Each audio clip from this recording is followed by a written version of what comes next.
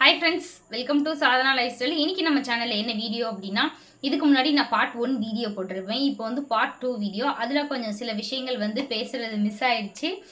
அதனால தான் வந்து இன்னைக்கு பேசலாம். இதை பேசலாம்னு சொல்லி சொல்லி அடுத்தடுத்த வீடியோ எடுக்கிறோம். ஆனால் எங்களுக்கு இதை பேசி போடுறதுக்கு வந்து வீடியோ நேரம்லாம் போயிடுச்சு. அதனால் வந்து எல்லாரும் கேட்டே இருந்தீங்க. அதனால் ஃபஸ்ட்டு நான் வந்து சாரி சொல்லிக்கிறேன் லேட்டாக ஆனதுக்கு. இப்போ வந்து சொல்லுவார் மாமா. என்ன சொல்லுவோம்? அப்போ வந்து அந்த மாமா தங்கச்சியோட மாமனார் வந்து சொல்லியிருந்தாரு, உன்னை நினைக்கும் போது ரொம்ப பெருமையாக இருக்கு ரஞ்சித்து. ஏன்னா இந்த அளவுக்கு வந்து பக்குவமாக பேசுகிற நீனு, அதனால் நீ சொல்கிறது சரிதான். நீ என்னைக்கு ஆசைப்பட்டு சொல்கிறியோ அன்னைக்கு கல்யாணம் பண்ணி வைக்கிறோம் அப்படின்னு சொல்லிட்டு சொன்னார். ஆனால் இப்போ வந்து அவர் அன்ஃபார்ச்சுனேட்லி அவர் இல்லை. இப்போ அவர் இருந்திருந்தாருன்னா நான் சொன்னது இப்போ வந்து நிறைவேற்றிட்டேன்னு சொல்லிட்டு அவர் ரொம்ப சந்தோஷப்பட்டிருப்பார். பட் ஆனால் அவர் இப்போ இல்லை. அவர் இறைவனிடம் போய் சேர்ந்துட்டார். அவர் இப்போ இப்போ 2 வருஷத்துக்கிட்ட ஆகிடுச்சு நினைக்கிறேன். 2 வருஷத்துக்கு மேலே ஆகிடுச்சு. ஸோ அந்த மாமா எங்களுக்கு ரொம்ப பிடிக்கும், எங்களையும் அவருக்கு ரொம்ப பிடிக்கும். இப்படி தான் வந்து ஆரம்பித்தது. அதுக்கப்புறம் வந்து கடன் இருந்தது. அதுக்கப்புறம் வந்து பார்த்திங்கன்னா நம்ம கடனை கொஞ்சம் கொஞ்சமாக அடைக்க ஆரம்பித்தோம். சரணும் படிப்பை முடிக்க ஆரம்பித்தான். சரண் வந்து இப்போ தான் ஒரு 2 வருஷமாக தான் வேலைக்கு போயிட்டுருக்கான். அதுக்கு முன்னாடி வந்து படிப்பு 10th முடித்தான். 10th முடித்த கையோட டிப்ளமோ பண்ணனால டிப்ளமோ படிக்க வச்சோம். அதுக்கப்புறம் அப்படியே போய்கிட்டு இருந்தது. இதுக்கிடையில் நம்மளும் கொஞ்சம் கொஞ்சமாக கடனை கொஞ்சம் கொஞ்சமாக அடைக்க ஆரம்பித்தோம். இதில் வந்து அதுக்கப்புறம் தான் யூடியூப் ஸ்டார்ட் பண்ணது. ஏன்னா அக்கா ஒரு பக்கம் வேலைக்கு போயிடுவாங்க, நான் ஒரு பக்கம் வேலைக்கு போய்கிட்டு இருந்தேன். 2 பேருமே வேலைக்கு போயிடுவோம். பெரியவங்க மட்டும்தான் வீட்டில் இருப்பாங்க. இந்த வீடு கட்ட ஆரம்பித்தது தான் இவங்க அப்பாயி வந்து எங்கள் கூட வந்து இருக்க ஆரம்பித்தாங்க. வீடு கட்டாகவும் இல்லை கொஞ்சம் இதுலேயே வந்துட்டாங்க. கட்ட ஆரம்பிச்சப்பே வந்துட்டாங்க. எங்கள் அப்பாயி வந்து கூட இருந்தாங்க. அதனால் நானும் அக்காவும் தனியாக தனித்தனியாக அவங்கவுங்க வேலைக்கு போயிடுவோம். அக்கா வீட்டு வேலைக்கு போயிடுவாங்க. நான் வந்து இங்கே வேலைக்கு போய் செஃப்பாக ஒர்க் பண்ணிக்கிட்டு இருந்தேன் நான். அதனால் அங்கே வேலைக்கு போயிடுவேன் நான். அதுக்கு முன்னாடி பிபிஓவில் தான் இருந்தேன்னு நினைக்கிறேன். கால் சென்டரில் ஒர்க் பண்ணிக்கிட்டு இருந்தேன் நான். டீம் லீடராக இருந்தேன். ஆமாம், கால் சென்டரில் வந்து டீம் லீடராக இருந்தேன் நான். அதனால் அங்கே அதை பார்த்துக்கிட்டு பண்ணிக்கிட்டு இருந்தேன் நான். அக்கா தனியாக வேலைக்கு போயிடுவாங்க. ஸோ 2 பேருமே போயிடுவோம். பிரியங்கா மட்டும்தான் வீட்டில் இருப்பாங்க. பிரியங்காவுக்கு துணையாக அதுக்கப்புறம் அப்பாய் வந்து சேர்ந்துக்கிட்டதுனால நாங்கள் கொஞ்சம் ஃப்ரீயாக வேலைக்கு போக ஆரம்பித்தோம். அதில் தான் கொஞ்சம் கொஞ்சமாக கடனை அடைக்க ஆரம்பித்தோம். அப்படியே இருந்து பார்த்திங்கன்னா கடன் இன்னும் கொஞ்சம் ஏற தான் ஆரம்பிச்சிச்சு. ஏன்னா என்ன சொல்கிறது, 10 லட்ச ரூபாயும் கடன் வட்டி கொடுக்க முடியாது இல்லையா? அதில் ஒரு இதாக மட்டும் கொடுப்போம். ஏன்னா நம்ம 4 பேரும் குடும்பமும் பார்க்கணும். அதுக்கப்புறம் வந்து தேவைகள் பார்க்கணும், விசேஷங்கள் பார்க்கணும். அதுக்கப்புறம் கடன் அடைக்கிறதுக்கான வழியை பார்க்கணும். இந்த இதிலே போனனால இன்னமும் இருக்க என்ன ஆச்சுன்னா கடன் வந்து அதிகரிச்சுக்கிட்டே தான் போச்சு. 10 லட்சங்கிறது அப்புறம் 15 ஆச்சு, 15 அப்புறம் 20 ஆயிடுச்சு. 20 வந்து கிட்டத்தட்ட ஒரு 25 லட்சம் வரைக்கும் வந்து பார்த்திங்கன்னா கடன் ஆரம்பிச்சது. எப்படின்னா அந்த கடைசி ஒரு 5 லட்சம் வந்து பார்த்திங்கன்னா நான் இந்த கடை வைக்கிறதுனால வாங்க போனதுனால மாவு கடை வைக்க ஸ்டார்ட் பண்ணேன் இல்லையா? அந்த கடை ஸ்டார்ட் பண்ணதுக்கப்புறம் வந்து இன்னொரு 5 லட்சத்துக்கிட்ட சேர ஆரம்பிச்சது.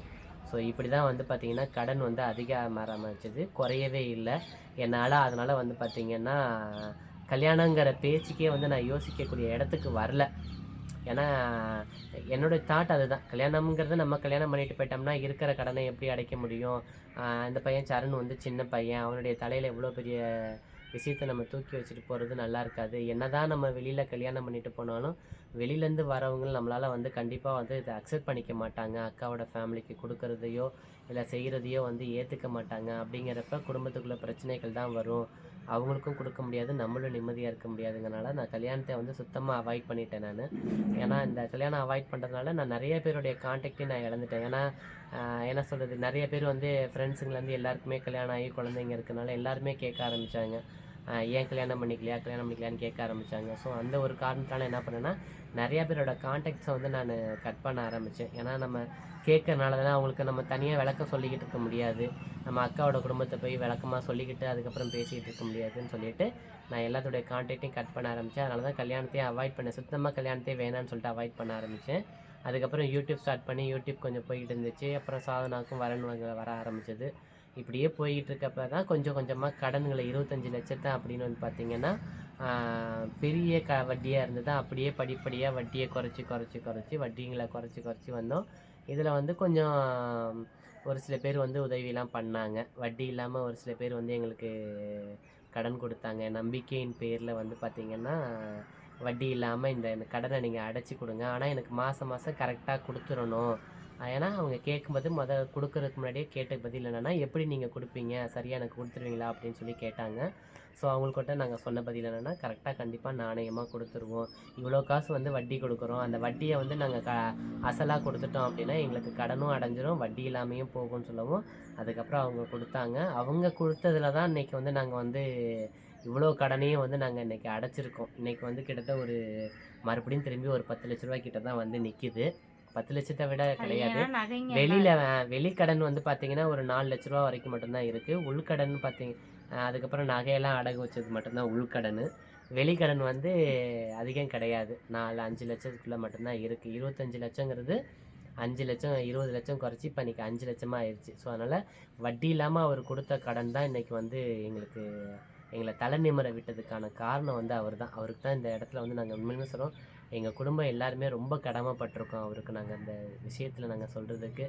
ஏன்னா மற்ற யாருமே வந்து உதவி பண்ணலை, யாருமே பண்ணவும் மாட்டாங்க. ஏன்னா இப்போ இருக்க சூழ்நிலையில் காலகட்டத்தில் வந்து யாருமே வந்து இந்த மாதிரி ஒரு உதவி செய்கிறது சாத்தியமில்லாத ஒரு விஷயம், நம்ம எதிர்பார்க்கவும் முடியாது. ஸோ அப்படி இருந்தும் அவங்க வந்து எங்களுக்கு வந்து உதவி பண்ணி கொடுத்தாங்க. வனிதா வந்து அதே மாதிரி வனிதாவும் கொஞ்சம் உதவிலாம் பண்ணி கொடுத்துருக்காங்க. வனிதாவும் ஜாக்கும் வந்து கொஞ்சம் உதவி பண்ணி கொடுத்துருக்காங்க. அவங்க வந்து என்னென்னா கொஞ்சம் காசு வந்து வட்டி இல்லாமல் கொடுத்துருக்காங்க. அதை நாங்கள் திருப்பி கொடுத்துட்டோம். இப்போ நாங்கள் எல்லாருமே வந்து நாங்கள் கொடுத்துட்டோம். ஏன்னா என்ன சொல்கிறது, சரண் இங்கேருந்து போக ஆரம்பித்தப்போ அந்த வாங்கினோம். அதுக்கப்புறம் சரண் போனோன்னே அவன் அங்கிட்டேருந்து கொஞ்சம் அடைச்சிட்டான், நாங்களும் கொஞ்சம் கடனை வந்து கொடுத்து அடைச்சிட்டோம் நாங்கள். ஸோ இதில் வந்து யாரையுமே வந்து புண்படுத்துறதுக்காக சொல்லலை. ஏன்னா எல்லாருடைய சூழ்நிலை யாரும் வந்து கடனை வந்து பணம் வந்து சும்மா கொடுக்க முடியாது. அதனால் வந்து நாங்கள் யாரையும் வந்து தவறாலாம் சொல்லலை. கொடுத்தவங்கள நாங்கள் வந்து நம்ம பெருசாக நினைக்கிறோம். ஏன்னா எங்களை இந்தளவுக்கு, ஏன்னா நாங்கள் இருந்த கடனில் வந்து பார்த்திங்கன்னா வேறு ஒருத்தவங்களாக இருந்தால் கண்டிப்பாக சொல்கிறேன் இந்த கடன்லேருந்து மீண்டு வந்திருக்கவே முடியாது. ஆனால் எங்களை மீண்டு வர வச்சதுக்கான காரணம் வந்து அவங்க தான், அவங்க செஞ்ச உதவி தான். அதனால் அவங்கள நாங்கள் எப்போயுமே மறக்கக்கூடாது. ஸோ அதனால் இப்போ வந்து என்னென்னா கடன் குறைய ஆரம்பிச்சதுக்கப்புறம் சாதனாவுக்கும் அலைன்ஸ் வந்துக்கிட்டு இருந்தனால வனிதா என்ன பண்ணாங்க, ஏன் 2 பேருக்கும் வந்து தனித்தனியாக பார்க்க ஆரம்பிக்கணும், 2 பேருக்கும் தனியாக பார்க்க ஆரம்பிக்கிறதுக்கு பதிலாக இவர் விட்ட டைலாக் என்னன்னா, நான் சாதனாவுக்கு முடிச்சிட்டு அப்புறம் பொண்ணு பார்க்குறேன்னு டைலாக் சொன்னார். அப்போ என்னன்னா கேட்டப்ப கடன் குறைஞ்சப்ப கேட்டப்ப என்ன சொன்னா, சாதனாவுக்கு பொண்ணு மாப்பிள்ளை பார்த்துக்கிட்டு இருந்தனால சாதனாவுக்கு முடியட்டும், சாதனாவுக்கு முடிஞ்சதுக்கப்புறம் நான் கல்யாணம் பண்ணிக்கிறேன்னு சொல்லியிருந்தேன். அதுக்கப்புறம் வனிதாவும் ஜாக்கும் சேர்ந்து தான் இது மாதிரி வந்து ஏன் தனித்தனியாக மாப்பிள்ளை தனியாக பொண்ணு தனியாக பார்த்துக்கிட்டு இருக்கிறதுக்கு, நீங்களே பேசாமல் கல்யாணம் பண்ணிவிட்டு இந்த குடும்பத்தோட நீயும் பேசாமல் இங்கேயே இருந்துக்கிட்டு பிரியங்காவையும் நீ அடுத்து கல்யாணம் பண்ணி வச்சுட்டு சரணையும் பார்த்துட்டு நீ இங்கேயே இருந்துக்க, அக்கா கூடவே இருந்துக்கங்க அப்படின்னு சொன்னாங்க. அதுக்கப்புறம் நானும் யோசித்து பார்த்தேன், சரி இதுவும் கொஞ்சம் நல்லா தான் இருக்குது. அப்புறம் நான் ஒரு டக்குன்னு எனக்கு ஒரு மைண்ட் செட் வந்தது, சரி எப்படியும் வந்து கொஞ்சம் நகை கொடுப்பாங்க, ஏன்னா அந்த நகையை வந்து நம்ம அடகு வச்சுட்டு இருக்கிற பெரிய கடன் எல்லாத்தையும் அடைச்சிடலாம் அப்படின்னு சொல்லிட்டு ஒரு 10 லட்சம் அப்போ கல்யாணம் பண்ணுறப்ப இருந்தது. அப்போ சாதனை கல்யாணத்துக்கு வந்து கடன் வாங்கி நாங்கள் கல்யாணம் பண்ணல. அது ஒரு இது அண்ணன் வந்து ஒருத்தர் அண்ணன் கொடுத்தாரு கல்யாணத்துக்கு, இந்தடா உனக்கு வந்து நான் அண்ணங்கிற இடத்துல வந்து நான் நின்று உனக்கு நான் காசு தரேன்னு சொல்லிட்டு எனக்கு என்னுடைய கல்யாணத்துக்கு சாப்பாடு செலவெல்லாம் அவர் தான் ஏற்றுக்கிட்டாரு. அண்ணன் வந்து கொடுத்தாரு. அப்புறம் எங்கள் அண்ணனுங்க வனிதா எல்லாருமே வந்து எனக்கு கூட நின்று எல்லாமே பண்ணி கொடுத்தாங்க கல்யாணத்துக்கு. ஏன்னா சாதாரண இல்லையா ஒரு கல்யாணம் பண்ணுறது, அதனால் எனக்கு எல்லாமே நாங்கள் 5 பேர் இல்லையா, 5 பேரில் அக்கா இங்கிட்டு பிரியங்கா கூட சாதனா கூட வந்துடும். வனிதாவும் என்னென்னா பொண்ணு சைடில் வந்துட்டாங்க. ஸோ எனக்கு அப்பா அம்மாங்கிற இடத்துல எனக்கு அண்ணனும் அண்ணியும் இருந்தாங்க, இன்னொரு அண்ணன் 2 பேர் இருந்தாங்க. ஸோ அவங்க தான் எங்களுக்கு வந்து எல்லாமே பண்ணி கொடுத்தாங்க. எனக்கு முன்னிலிருந்து அப்பா அம்மாங்கிற இடத்துல வந்து நின்று பண்ணி கொடுத்தது அண்ணனும் அண்ணியும் தான் பண்ணி கொடுத்தாங்க. அதனால் எங்களுக்கு வந்து இப்படி தான் வந்து போனது. அதனால தான் வந்து நான் கல்யாணத்துக்கு ஃபஸ்ட்டு அவாய்ட் பண்ணது. அதுக்கப்புறம் வந்து கல்யாணம் சாதனை கல்யாணம் பண்ணிக்கணுன்னே சரி எப்படியாவது இந்த நகையெல்லாத்தையும் அடகு வச்சு அந்த கடனையும் கொடுத்துட்டோம்னா கடன் இல்லாமல் வாழலாம் அப்படின்னு சொல்லி ஒரு பிளான் பண்ணிட்டோம். டிசம்பரில் கல்யாணம் பண்ணோம். அதுக்கப்புறம் பிப்ரவரி மாதத்துலேயுமே கல்யாணம் நகையெல்லாம் வாங்கியெல்லாம் அடகு வச்சு தான் அப்புறம் இருக்கிற கடன் எல்லாத்தையும் அடைச்சிட்டு இப்போதைக்கு நம்ம கையில் இருக்கிறது வந்து பார்த்திங்கன்னா வெளிக்கடன் தான் ஒரு 5 லட்ச ரூபா மட்டும்தான் இருக்குது. ஸோ இதனால தான் வந்து நாங்கள் வந்து கல்யாணம் பண்ணிக்காமல் போனது நாங்கள். ஸோ இந்த யோசனை இப்போ இந்த நகையை அடகு வைக்கிறங்கிற யோசனை முன்னாடியே வந்திருந்தா கூட அப்போவே, ஏன்னா அப்போவே வந்து வனிதா சொல்லியிருந்தாங்க, எல்லாருமே கேட்டப்பே வந்து சொல்லியிருந்தோம்னா யோசிச்சுருந்தேன்னா கூட ஒருவேளை இந்த முடிவை அப்போயே எடுத்திருந்தா கூட இன்னும் கொஞ்சம் சீக்கிரமாக வந்து நாங்கள் கல்யாணம் பண்ணியிருந்திருக்கலாம். ஸோ எங்கள் வாழ்க்கையும் வந்து சீக்கிரமாக ஆரம்பிச்சிருந்துருக்கலாம். எங்களுக்கும் விசாகன் மாதிரி அப்பவே இருந்திருந்தாருன்னா இந்நேரம் கிட்டத்தட்ட நிறைய பேர் கமெண்ட்ஸ் கிட்டத்தட்ட ஒரு 10 வயசுல இருக்கும் 12 வயசுல இருக்கும் நிறைய பேர் சொல்லிருக்கீங்க. உண்மையிலுமே தான் 10 வயசுலயாவது ஒரு குழந்தை இருந்திருக்கும். ஸோ அக்காவுக்கும் பிரச்சனை முடிஞ்சிருக்கும், பிரியங்காவுக்கும் சீக்கிரமாக கல்யாணம் ஆகிருக்கும். எங்கள் கல்யாணம் லேட் ஆனதாக நம்ம தெரியல, பிரியங்காவுக்கும் கல்யாணம் லேட் ஆகுது. கல்யாணம் லேட் ஆகுது. ஸோ இதுதான் வந்து நான் வந்து முக்கியமாக கல்யாணத்தை அவாய்ட் பண்ணது காரணம் என்னன்னா, வந்து அக்காவோட கடன்கள் அதிகம் இருந்ததுனால தான் நான் கல்யாணத்தை வந்து அவாய்ட் பண்ணேன். ஏன்னா இவங்களை வந்து நட்டாத்தில் விட்டுட்டு போகக்கூடாதுங்கிற ஒரே காரணத்தினால தான் நான் விட்டுட்டு போயிருந்தேன். நான் அதுக்கப்புறம் வந்து கேட்கலாம், ஏன் இப்பயும் வந்து ஒன்றாவே இருக்கிறீங்க, தனியாக இருக்கீங்க? இப்போ நாங்கள் தனியாக தான் இருக்கோம். தனியாக அக்காவோட வீட்டில் தனியாக ஒரு வீட்டில் தான் இருக்கிறோம். நாங்கள் கூடிய சீக்கிரத்தில் ஒன்று சரணுக்கு கல்யாணம் ஆயிடுச்சுன்னா ஒன்று அந்த வீட்டை நாங்கள் கொடுத்துட்டு வாடகைக்கு போயிடுவோம். அப்படி இல்லைன்னா சீக்கிரமாக இடம் வாங்கி போகணும்லாம் இல்லை. இருந்தாலும் வந்து என்னதான் இருந்தாலும் இப்போ விளையாட்டுத்தனமா வெளியில இருக்கவங்களும் சொல்லுவோம், அம்மா வீடு பக்கத்துல இருக்கனால வந்துட்டியா.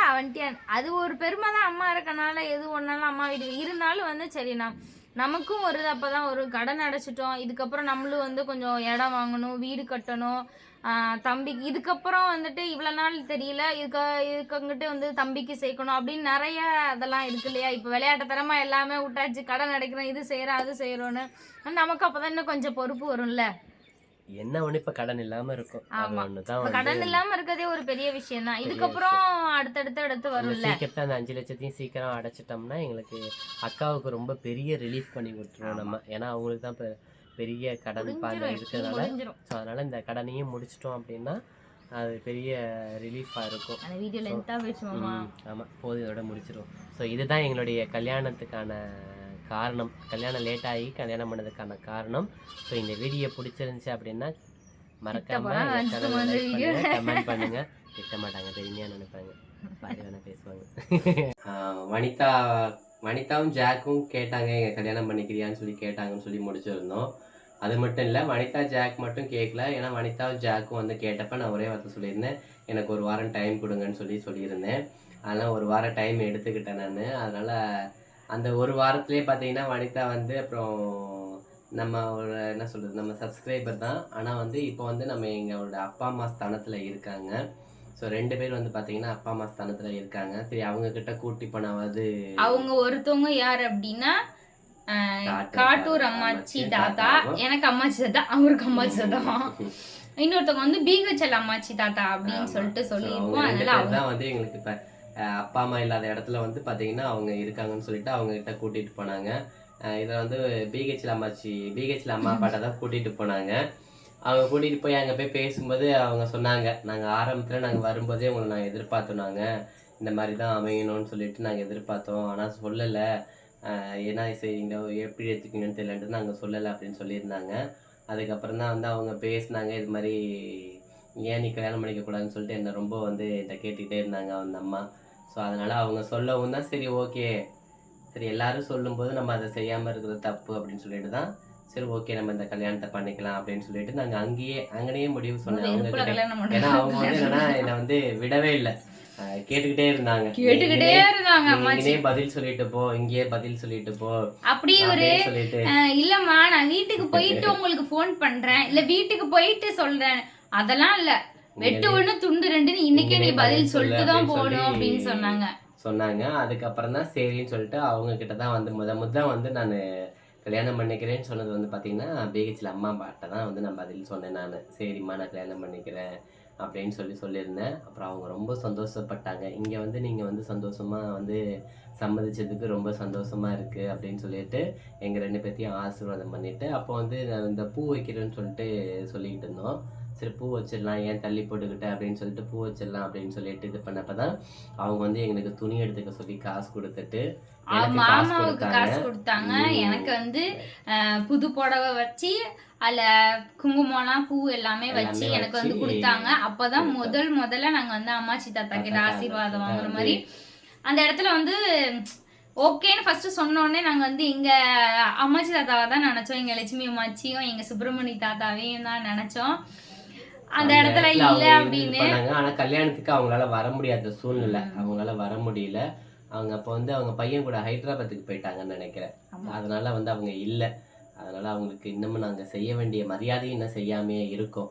ஸோ அதை சீக்கிரத்தில் நாங்கள் செய்யணும்னு சொல்லிட்டு எதிர்பார்த்துக்கிட்டு இருக்கோம். ஆமா தம்பியை கூட்டிட்டு போகணும் ஊருக்கு, அம்மாச்சி வீட்டுக்கு போகணும். ஆமாம், அதே மாதிரி ரொம்ப வேண்டிக்கிட்டாங்க கோயிலுக்கு வாங்கன்னு சொல்லிட்டு. அங்கேருந்து ஏசு கோயிலுக்கு, குழந்தை இயேசு கோயிலுக்கு, குழந்தை இயேசு கோயிலுக்கு கூட்டிட்டு கல்யாணம் எல்லாம் ஆகாததுக்கு முன்னாடியே அந்த பேச்சுவார்த்தை நடக்கும்போது அன்னைக்கே வந்து வாங்க கோயிலுக்கு போகலாம் அப்படின்னு சொல்லிட்டு கூட்டிட்டு போயிட்டு குழந்தை இயேசு கோயிலுக்கு கூட்டிட்டு போயிட்டு, இந்த கோயில் ரொம்ப சக்தி வாய்ந்தது, இங்கே வந்தீங்கன்னா உங்களுக்கு நல்லது நடக்கும் அப்படின்னு சொல்லிட்டு அங்கே எல்லாரும் ப்ரே பண்ணிக்கிட்டு அங்கே ஃபாதருங்கிட்டையும் சொல்லி ப்ரே பண்ண வச்சுட்டு அதுக்கப்புறம் தான் நாங்கள் வந்தோம். நாங்கள் அதனால் அந்த கோயிலுக்கு இன்னும் போகாமல் இருக்குது.